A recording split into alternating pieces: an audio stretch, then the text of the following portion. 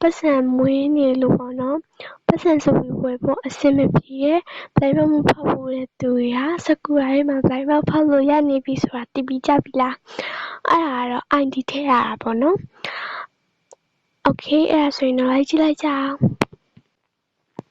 ဒီနေ့ကတော့စကူရာထဲမှာဘလိုင်းပေါက်ဖောက်ကြမယ်ပေါ့နော် Okay ဒီမှာပါဘောနော် blind ပေါက်ပေါ့နော်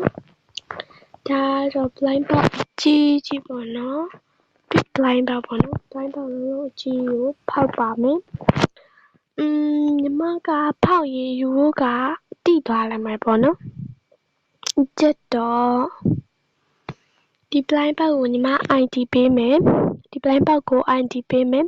ယူဖို့က ID ထည့်ပြီးကိုဖောက် Okay ID ထည့်ပြီးကိုဖောက်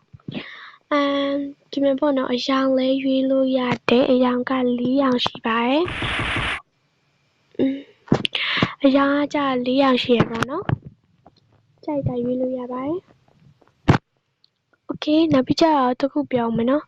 ကို့အိမ်မှာ blind ပေါက်ဘယ်နှခုရှိရဆိုတာလဲမှန်းခဲ့ပါအောင်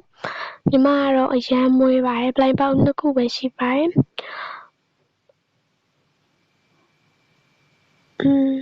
နောက်ပြီးကြတော့ဒီ blind ပေါက်ကိုဖောက်ရှင်နေဆိုလို့ရှိရင် ID ပေးမယ်ပေါ့နော်အဲ့ဆိုတော့ပြပါ